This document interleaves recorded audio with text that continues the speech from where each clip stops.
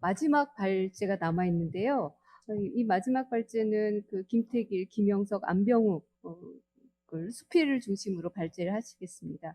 서강대의 박숙자 선생님께서 발제를 해주실 건데 PPT를 준비하셨습니다. 그래서 일단 PPT를 보시고 그 다음에 유수연 선생님 모셔서 토론 듣도록 하겠습니다.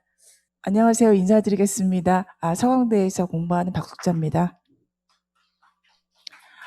제가 오늘 맡을 작가는, 발제할 작가는 김영석, 김태길, 안병욱 선생님이십니다.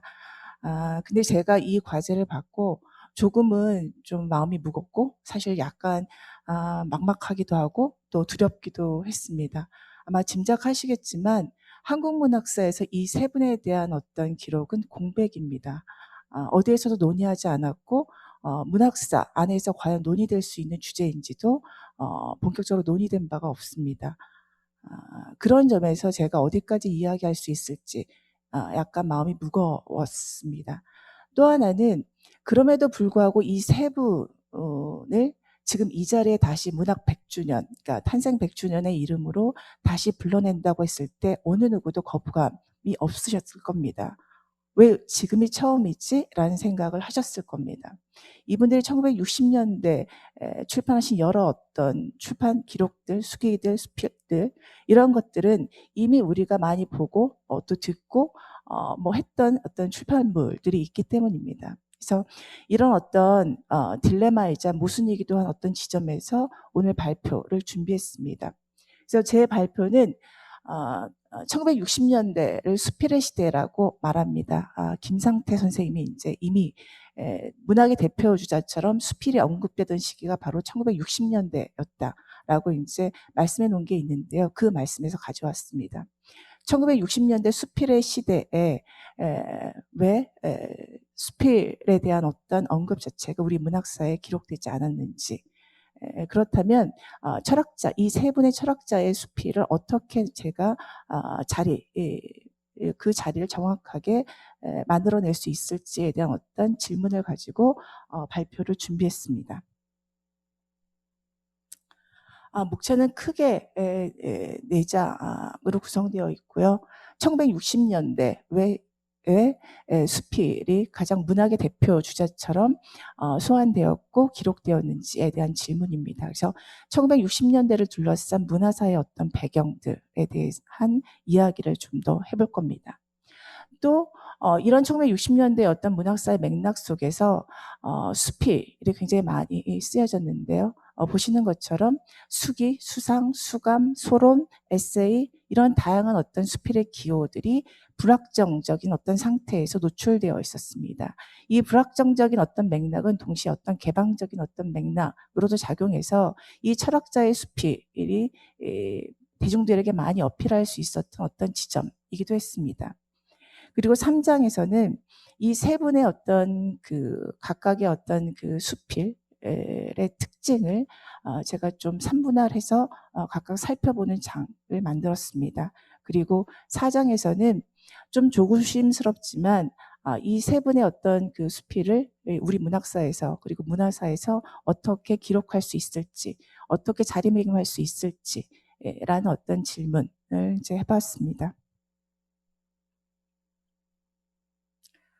1960년대에는 수필의 시대였다고 감히 말할 수 있습니다. 보시는 것처럼 여기 계신 선생님들께서 이미 잘 알고 있는 이윤복의 저하늘 해도 슬픔이라는 어떤 초등학생, 당시에는 이제 국민학생의 수기가 굉장히 많이 놀랍도록 많이 이제 많은 사람들에게 대중 독자들에게 읽혔고 또 그 옆에 1965년작이고 그 옆에 전혜린의 그리고 아무 말도 하지 않았다. 1966년 1960년 이 두 편 같은 경우는 1960년대부터 1970년대까지 대표적인 베스트셀러였습니다. 그리고 그 옆에 오늘 다루는 김영석 선생님의 영혼과 사랑의 대화 같은 경우도 1960년대 이화여대 학생들이 꼭 읽는 어떤 꼭 필독서로 읽는 그런 어떤 작품으로 손꼽히고 있고요. 이거보다 먼저 한 해 전에 발간된 고독이라는 병도 1960년대를 관통해서 대중 독자들에게 어필했던 작품이었습니다. 그리고 그 밑에 이제 있는 안병호 선생님 같은 경우도 이미 이제 1960년대 이미 이제 선집이 만들어지고 있고요. 김영석 선생님은 1960년대와 1970년대 5권, 10권짜리의 어떤 선집이 이미 당시에 이제 발간되고 있습니다. 그리고 이제 보시는 것처럼 1960년대 신문 기사에 수계류, 수필류가 붐을 이루고 있다는 어떤 신문 기사입니다. 그래서 1960년대 이렇게 수필이 아주 풍미할 수 있었던 이유는 무엇일까에 대한 어떤 질문을 이제 본격적으로 해보려고 합니다. 1960년대는 앞서 이제 이수영 선생님도 그렇고 이제 김양 선생님도 이제 앞에서 지적해 줬던 것처럼 거의 난민과 다를 바 없는 고통을 호소하는 수많은 개인들이 있었죠.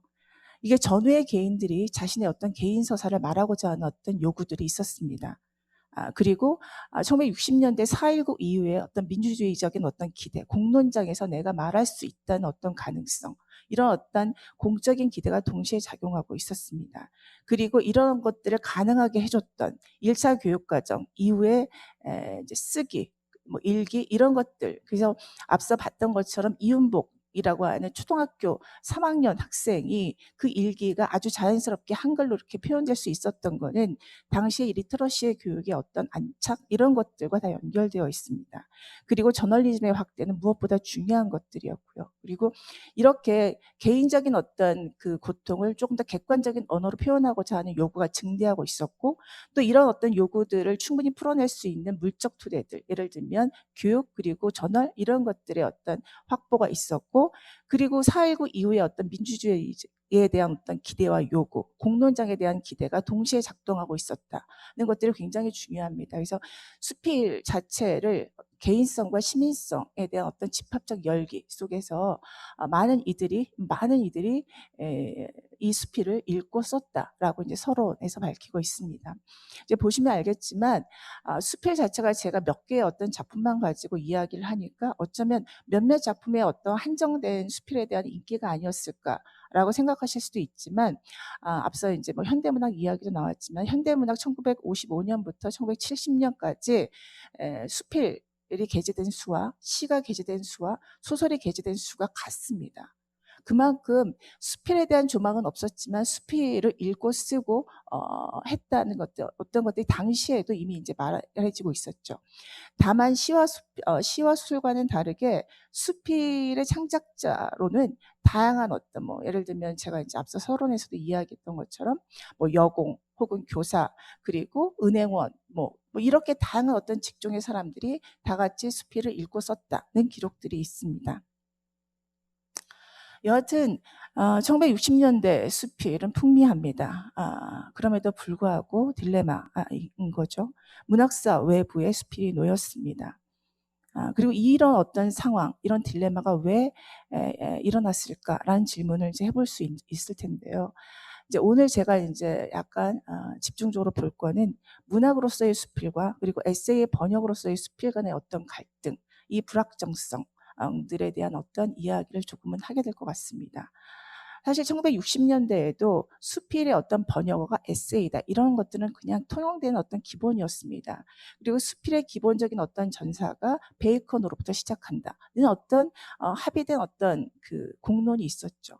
그럼에도 불구하고 문학적인 것으로서의 어떤 수필과 그리고 그렇지 않은 에세이 간의 어떤 그 대립 같은 것들이 늘 공존하고 있었습니다.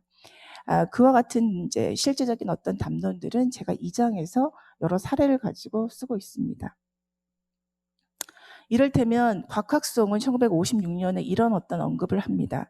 어떤 사람이 수필집을 냈는데 수필집이라고 하지 않고 수상수감집이라고 구태여 이야기하는 것은 자연스럽지 않다. 왜 수필집이라고 하지 못하냐? 수필은 문인만 쓰는 거냐라는 질문을 합니다. 그리고 1961년에 수필 창간호가 이제 만들어진 3호까지 이제 발간됩니다. 그리고 1963년에 이제 부산 동인지 에세이도 이제 발간됩니다. 그만큼 수필에 대한 어떤 요구들이 많았다는 것들을 보여줍니다.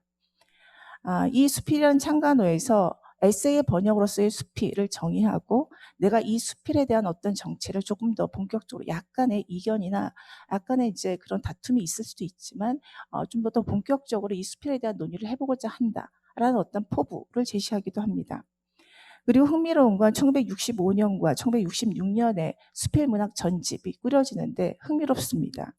수필문학 전집의 그 목록들을 보시면 이제 앞서 보시면 이승, 양주동, 김동완 다 문인들입니다. 그런데 세계 수필문학 전집 한국편은 모두 다 철학자들입니다. 그만큼 수필문학 자체를 누가 그리고 그러니까 누가 그리고 어떻게 이제 우리 문화사 안에 기입하고 이제 하려고 했는지에 대한 어떤 약간의 다툼 같은 것들이 보이기도 합니다. 그래서 제가 오늘 이제 질문이기도 한데요. 철학자의 수필이 왜 1960년대 이렇게 읽혔는지에 대한 어떤 질문을 세 분의 선생님들의 글을 통해서 이제 해보려고 합니다. 일단 김영석 선생님이십니다. 이 세 분은 한국의 대표적인 철학자로 이미 이제 평가되고 있는 분들입니다. 다만 1980년대 이후의 어떤 맥락에서는 철학자이자 수필가라는 어떤 명명이 굉장히 자연스럽게 쓰입니다. 철학자이자 수필가인 김영석 이런 식의 어떤 그 언명 자체가 자연스러웠습니다. 하지만 1960년대는 그렇게 하지 않습니다. 김영석 선생님조차 내 글은 수필이라고 말하기엔 좀 어렵지라고 이렇게 겸양 혹은 겸손의 어떤 표현을 적극적으로 씁니다. 내가 감히 수필을 쓴다라고 하지 않고 수필 대신에 에세이, 소론, 수상, 수감 이러한 용어 자체를 굉장히 에둘러서 쓰고 계십니다. 여하튼 그럼에도 불구하고 1960년대에 고독이라는 병을 출간했고 1961년에 영혼과 사랑의 대화를 이제 출간하셨는데 1960년대 가장 대표적으로 대중들에게 어필했던 두 개의 작품입니다. 그런데 제가 사실은 김영석 선생님은 1960년부터 지금까지 거의 한 해도 빼놓지 않고 책을 발간하고 계십니다. 연보를 작성하기 어려울 정도로 연보를 작성하기 어려울 정도로 수백 권의 책이 계속 발간되고 있습니다. 그런데 제가 이제 1960년에 대중 독자들의 어떤 마음을 울린 그 두 편을 이제 살펴보면서 공통적으로 느낀 건 이분의 글 자체가 당대 어떤 독자들의 굉장히 도움이 됐겠다라는 어떤 느낌이었습니다. 일단 아주 짧게 두 개의 예시만 갖고 왔는데요. 첫 번째 예시는 그런 겁니다. 피난, 이제 혼자 월남하셨는데요. 그 월남 이전의 고향에서의 어떤 생활을 끊임없이 떠올립니다. 평화로웠던 어떤 고향, 그리고 평화와 어떤 안식이 있었던 그 고향에 대한 부모님과 같이 있었던 시절을 지속적으로 회고를 합니다. 그리고 동시에 그 밑에 있는 인용은 지금 현재의 삶을 열심히 살고 있지만 굉장히 금욕적으로 과거와 연결지어서 살아가고 있다라는 것들을 지속적으로 표현하고 있습니다. 이거는 당대 독자들에게 여러 가지 측면에서 공감대를 넓히는 그런 어떤 지점이라고 보였습니다. 일단 김영석 선생님의 어떤 그 글은 기본적으로 역사적이고 동시대적인 경험에 기반합니다. 나는 이산민이고 나는 피난을 했고 나는 북에 부모님이 계셔. 그 슬픔을 가지고 있어. 라는 어떤 그 공감대가 당시 독자들 자체가 이산민이고 피난을 경험하고 고독과 고아의 어떤 경험을 갖고 있기 때문에 무엇보다도 어필했다고 보였습니다. 이렇게 다양한 이 역사적 동시대의 어떤 역사적 배경을 가지고 어떤 실존적 위기를 사실은 첫 번째 작품집에 나와 있는 고독이라는 말 자체가 이걸 응축하고 있다고 봤습니다. 실존적 위기로서의 어떤 고독의 문제뿐만 아니라 수많은 가족적, 사회적, 정치적 관계가 이탈되어 있고 해체된 어떤 한 개인의 문제, 난민과도 같은 이렇게 표현할 수도 있겠지만 여하튼 마음이 무너진 한 개인의 어떤 상태를 고독이란 말로 응집시켜내고 있다고 봤습니다.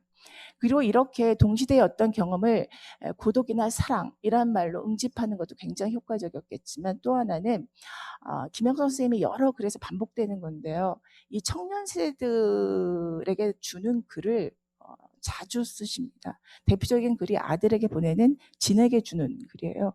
그런데 이 편지의 내용이 그렇습니다. 할아버지는 어떻게 사셨고 그리고 할아버지가 나를 어떻게 가르치셨고 나는 지금 어떻게 살고 있다. 라는 내용입니다. 그래서 과거에서부터 현재 미래로 나아가는 어떤 서사적 연세 속에서 새로운 어떤 희망과 책임 이런 어떤 윤리를 자극하고 있습니다. 그래서 무엇보다 사실은 이제 이선민과 고독 뭐 고아와 고압을 하는 수많은 어떤 당시의 마음이 무너진 수많은 개인들에게 위로와 극복의 서사를 준 게 아닐까라는 생각이 들었습니다. 네. 좀 빨리 하기 위해서 좀 마무리 짓는 소결 같은 것들은 좀 생략하겠습니다. 두 번째는 안병호 선생님이십니다. 문학을 연구하시는 분들은 안병호 선생님이 훨씬 더 익숙하실 수도 있겠습니다. 사상사 주간으로 활동하셨기 때문입니다. 그리고 사상사 주간으로 활동하기 이전부터 굉장히 많은 철학 서적을 번역하고 있어요. 그래서 사상계에서 안병호 선생님의 글을 이제 본다는 건 거의 번역서를 본다는 것이죠. 이렇게 사상계 주간으로도 활동하고 그 뒤에는 이제 청년단체를 후원하는 그런 어떤 역할도 하기도 합니다. 그런데 안병호 선생님은 그래서 보여지는 어떤 것들은 굉장히 흥미로운데요. 한마디로 말하면 공동체를 위한 어떤 새로운 질서를 굉장히 강조하십니다. 예를 들면 그 앞쪽에 있는 인용문 같은 경우는 내가 피츠버거시를 방문했어. 그런데 거기에 그 뭐 화학 시간에 교통 정리를 하고 있는 그 아주머니를 봤어. 우리도 저렇게 자발적으로 참여하는 민주시민이 있으면 좋겠어. 그래서 모든 기승전결은 다 우리의 어떤 민주주의를 위해서 지금 무엇이 필요해라는 어떤 이야기로 끝내게 됩니다.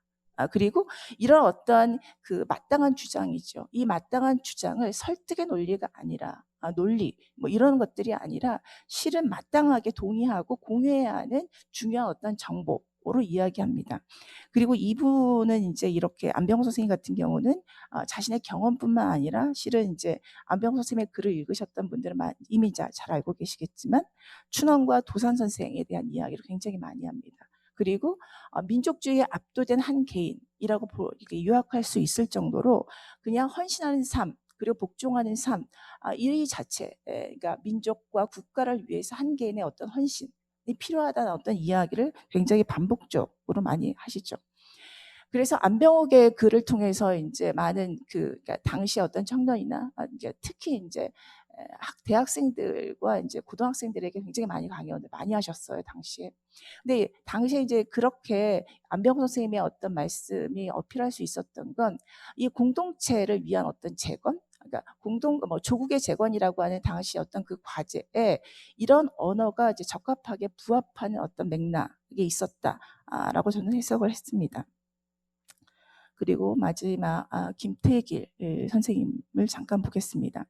김태길 선생님의 여러 이력 중에서 김태길 선생님도 굉장히 이제 이미 이제 전집이 몇 년 전에 이제 철학과 현실사에서 나와서 이제 발간됐는데요. 이제 보면 김태길 선생님의 어떤 그 이력에서 가장 흥미로운 부분은 사실은 수필문화 에 대한 어떤 공로예요. 그래서 수필문학 자체를 위해서 뭐 창립 회장으로 헌신하기도 하고 80년대 이후에는 수필문화문우회를 뭐 발족하기도 하고 이렇게 수필 장르 자체에 대한 어떤 관심을 이제 계속 보여주십니다. 그런데 이거는 사실은 1950년대에도 간간히 이미 얘기하고 계세요. 그래서 흥미로운 건 자신이 이제 식민지 시절에 봤던 수많은 어떤 작가들이 다 에세이를 쓰던데 철학자들이요. 철학자들의 에세이를 쓰던데 나도 그런 어떤 철학자가 되고 싶어라는 어떤 소신을 이미 밝혀주고 계십니다.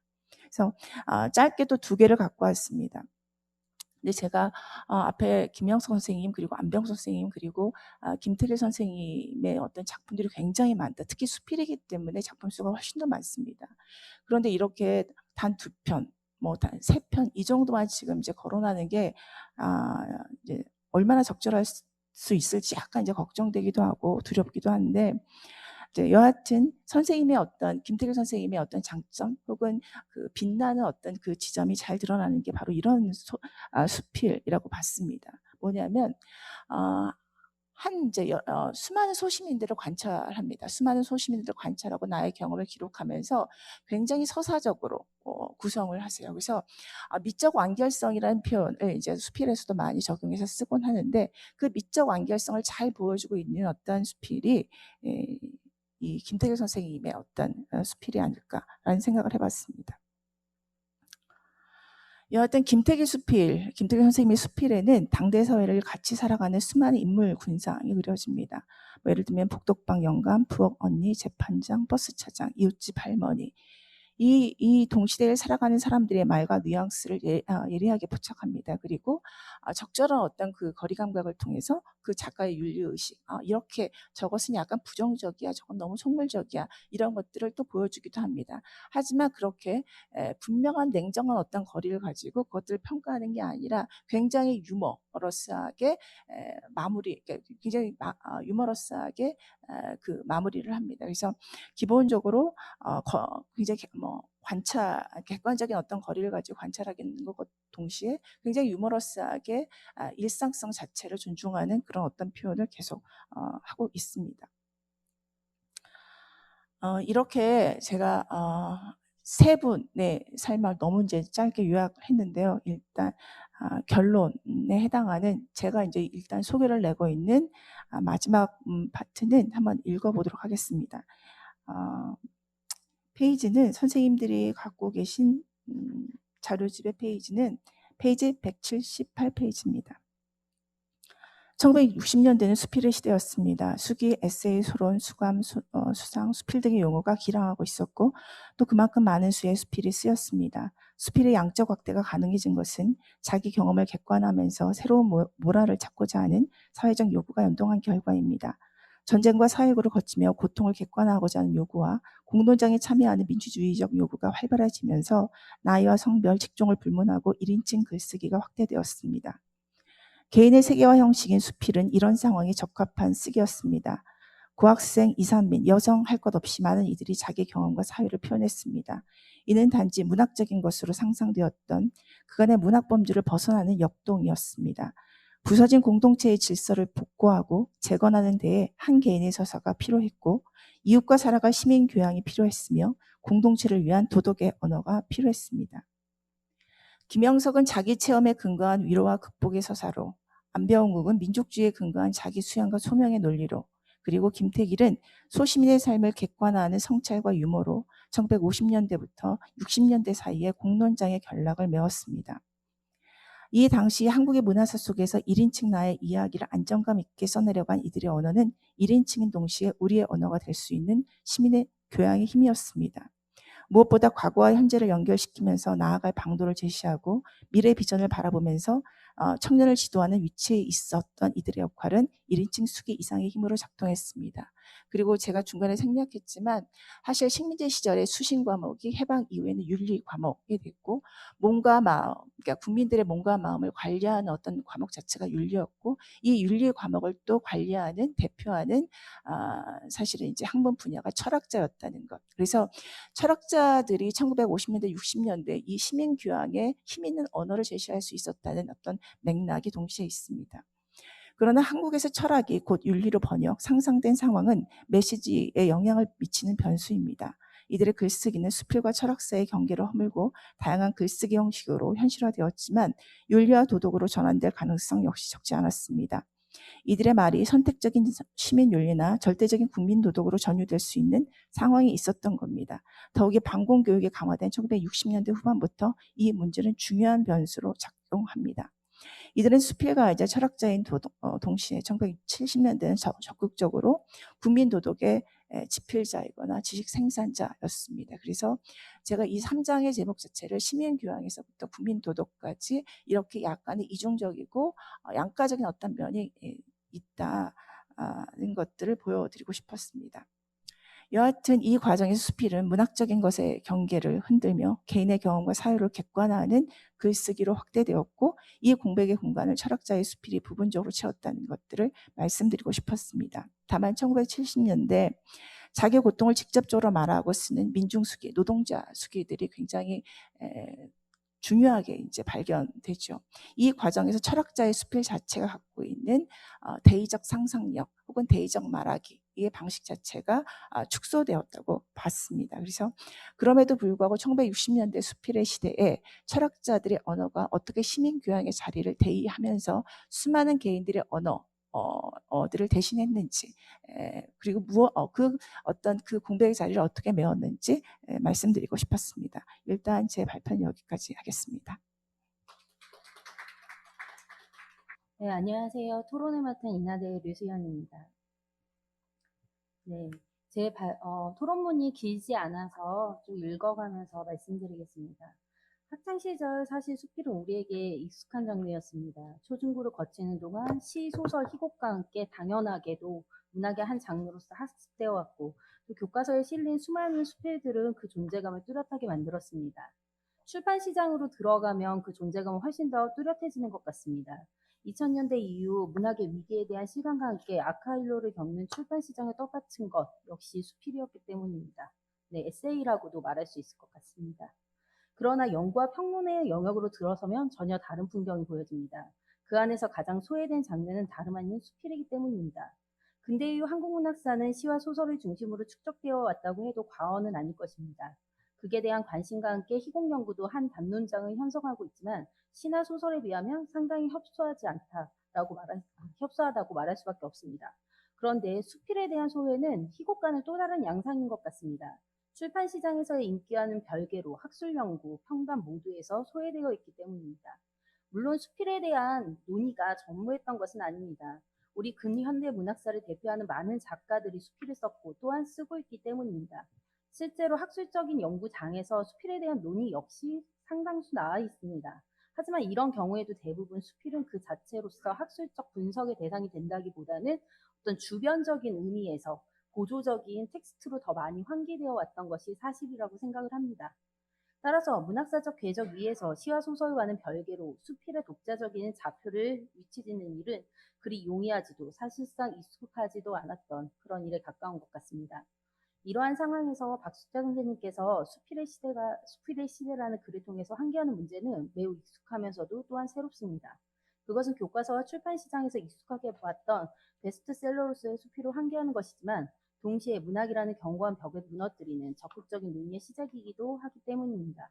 그런데 선생님께서 논하고 있는 김영석, 안병우, 김태길의 수필은 1960년대를 풍미한 대표적인 수필이지만 우리 문학으로서 규정하는 수필이라는 이름에서는 어쩌면 가장 멀리 떨어진 텍스트일지도 모른다는 생각을 했습니다. 철학자의 수필이 환기하는 낯선 감각은 지금까지 수필이라는 문학 장르에 부여했던 모든 선입견을 벗어날 것을 우리에게 요구하기도 합니다. 이러한 문제 제기에 공감하면서 저는 이제 몇 가지 질문으로 선생님께 대한 토론을 정리하고자 합니다. 네, 첫 번째, 문학으로서의 수필과 에세이 혹은 번역으로서의 수필이라는 이분화된 양상 속에서 새 철학자의 수필은 분명 후자의 성격을 띠고 있는 것이 분명합니다. 그럼에도 이 세 분의 수필이야말로 당대의 독자들에게 훨씬 더 대중적으로 다가선 작품이라는 점에서 충분한 당대성을 지니고 있음도 긍정할 수 있습니다. 그럼에도 불구하고 결국 이 논의의 끝이 수필을 둘러싼 문학적인 것에 대한 벽을 허물어 오히려 그 자장을 넓히고자 하는 시도일 것이라고 추정되는 바, 그렇다면 이 세 철학자의 수필로부터 도출되는 특성이 수필이라는 장르의 외연을 넓히는 것에는 어떤 영향력을 가질 수 있는 것인지 선생님께 여쭙고 싶습니다. 두 번째, 선생님께서는 1960년대 당시 수필이 수상, 일기, 소론, 수필, 에세이의 기호를 넘나들었고 또 선생님께서 분석 텍스트로 선택한 새 저자의 작품 역시 일관화된 용어를 사용하지 않고 이런 기호를 넘나들고 있음을 확인할 수 있습니다. 전체적으로 분석을 관통한 이후 최종적인 결론에서 선생님께서는 수필이 1960년대 전후와 4.19를 거쳐온 수많은 개인들의 사용과 기억을 공론장에 기입하는 글쓰기였다라고 규정하고 계십니다. 이것은 1960년대 수필의 부흥이라는 현상을 설명하는 것으로는 충분할지 모르지만 이 논의 끝에서도 여전히 수필을 무엇이라고 얘기할 수 있는지에 대해서는 아직은 답이 명확하지 않다라고 여겨집니다. 여기에 대한 보충 설명도 좀 듣고 싶습니다. 세 번째, 문학 연구의 의미는 결국 현재적인 것이라고 생각을 합니다. 특히나 수필이라는 글쓰기 형식이 대중적인 기후에 맞닿아 있는 것은 1960년대나 2020년 현재가 크게 다르지 않다라는 생각이 듭니다. 그럼에도 불구하고 과연 2020년 현재 수필이라는 글쓰기가 집단 지성에 미치는 영향은 1960년대에 그것에 준할 수 있을 것인가에는 의문보호가 남는 것이 사실입니다. 수필이 우리 문학 안팎에서 오르탄체의 의미와 가치를 확보하기 위해 필요한 학술적이고 비판적인 노력이 무엇이라고 생각하고 계신지도 좀 궁금해집니다. 또한 문학이라는 것 바깥에서 작동한 글쓰기로서 수필의 또 다른 면면을 살피고자 한 시도였습이라는 점에서 여전히 이것이 수필에 대한 기존 인식에 대한 거부나 삭제가 아닌 외연의 확장이라는 측면에 가깝다는 것을 고려한다면 문학이라는 것 안에서 작동했던 당대의 문인들의 수필과는 일정한 비교가 역시 또 필요하다고 생각을 합니다.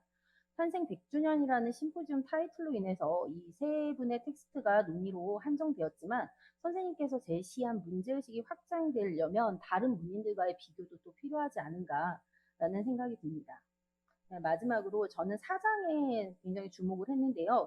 사장에서 새 철학자의 글쓰기를 정리하면 이제 박수자 선생님께서 제기한 화두가 보다 주목된다고 보았습니다. 선생님께서는 60년대 김영석, 안병우, 김태길 글쓰기가 결국 동시대 독자, 시민, 대중을 향한 윤리적 교양으로 작동했음을 지적하신 바 있습니다. 그러면서 사장 말미에 이러한 60, 70년대 철학자가 놓은 사회적 맥락이 지닌 모순성을 놓치지 않고 지적하고 계십니다. 그것은 개인의 내면을 다독이며 공동체의 재건으로 나아가는 시민 교양의 일선에 놓이기도 했지만, 네, 이 뒷부분이 저는 좀 의미가 있다고 생각을 했는데요. 동시에 개인의 내면을 윤리와 도덕으로 관리했던 반공주의 시대에서 나타난 산물로서 또한 인식하고 계십니다. 이런 부분들은 결론에서 짤막한 언급만으로 한계되기엔 굉장히 아쉽지 않나라는 생각이 들었습니다. 여기에 대해서 선생님의 답변을 부탁드립니다. 네, 감사합니다. 박숙자 선생님, 네, 축약해서 부탁드리겠습니다. 네, 알겠습니다. 사실은 축약은 정말 한마디로도 할 수 있는데요. 이 세 분의 선생님을 우리 문학사에서 처음 호명한 것 자체가 이 자리가 처음이에요. 그래서 마음이 무겁고, 그래서 제가 함부로 요약할 수도 없는데 어떻게 설명할 수 있을까? 어떻게 설명하는 것들이 가장 제대로 된 그 초대와 호명의 방식이 될 수 있을까? 이런 것들이 이제 고민이 됩니다. 이제 그럼에도 좀 짧게 이야기를 해보려고 하겠습니다.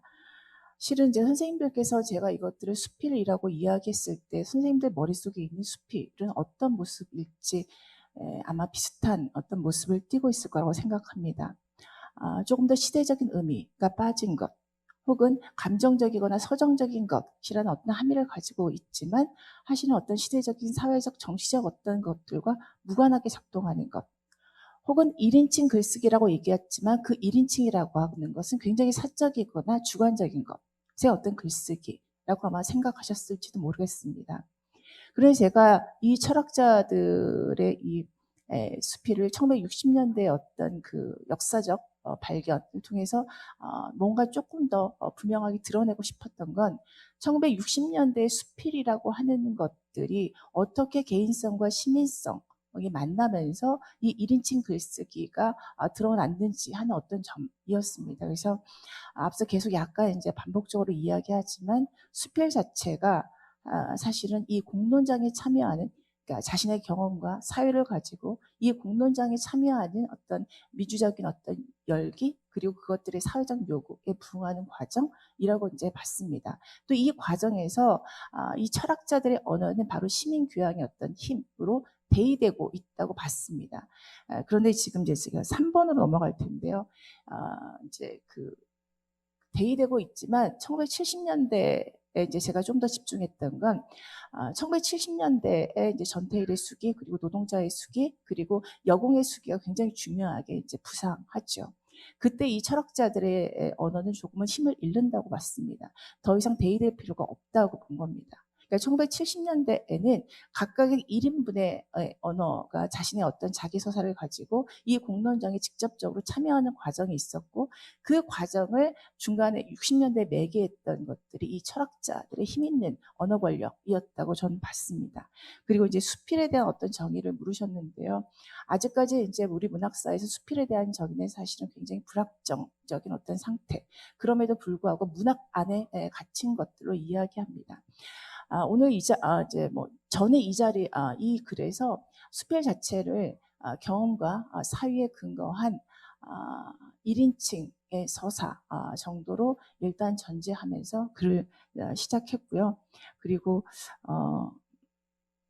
네, 마지막 4번 조금 더 얘기를 하면, 네, 마지막 4번 이야기를 하면 사실은 아까 이제 앞서 말씀드린 것처럼 1960년대의 가장 대표적인 어떤 그 힘 있는 언어를 제시한 수필가로 좀 더 봤고, 사실은 1970년대 맥락은 제가 어떻게 제대로 된 어떤 그 탐구를 하지 않은 상태에서 조금 이렇게 얘기를 하기가, 진단이나 판단의 언어를 내오기가 사실은 약간 머뭇거려졌고 그 머뭇거려짐이 그대로 이제 사장에 그대로 남았다고 생각합니다. 아직은 판단할 수 없는 것. 이제 그래서 철학자의 언어가 아니라 실은 이제 1970년대 전태일의 수기는 이미 이제 사실 작은 소논문을 이미 얘기를 했고요. 그래서 이런 것들을 통해서 조금 70년대의 어떤 맥락을 살펴보고자 했습니다. 이제 마무리하기가 약간 겁나는데요. 여하튼 오늘 이 자리가 우리 문학사에서 문학적인 것, 따옴표 문학적인 것으로 안에서 사실은 이제 수없이 배제된 수많은 어떤 작가들의 목소리 그리고 그 작가들의 자리를 찾아주는 어떤 만약에 자리라면 그 자리에 이 세 분의 어떤 철학자가 1960년대 했던 수필, 글쓰기가 무엇이었는지 기억하고 또 우리 문학사 안에서도 또다시 기록하고 기입하는 어떤 자리, 이제 출발이 되었으면 좋겠다고 생각합니다. 감사합니다. 네, 고맙습니다. 네, 제가 시간을 재촉해서 죄송한데, 박수자 선생님께서 마지막에 말씀하셨던 그 말씀이, 사실 저희가 여태까지는 돌보지 못하고 적극적으로 공부하지 못했던 부분을 우리 안에서 같이 공부하면서 오히려 우리 문학사 그리고 문학이 더 넓어질 거라는 생각이 들어서 굉장히 뜻깊게 다가왔습니다. 네, 긴 시간 동안 포럼에 참여해주신 청중 여러분 감사드리고요. 그리고 뭐 그렇게 재밌거나 막 활발하지도 않은 이런 문학 심포지엄의 끝까지 유튜브 생중계를 통해서 시청해주신 여러분들께도 감사드립니다. 제발 부디 내년 2021년생 동갑들을 모아놓고 하게 되는 그 내년의 그 문학인 기념문학제에는 청중들은 마스크 없이 저도 많은 청중 앞에서 이렇게 서로 흥성스럽게 심포지엄을 할 수 있기를 제발 기원하겠습니다. 예, 끝까지 함께해 주신 여러분 감사합니다. 두 분 선생님께도 박수 부탁드립니다. 감사합니다.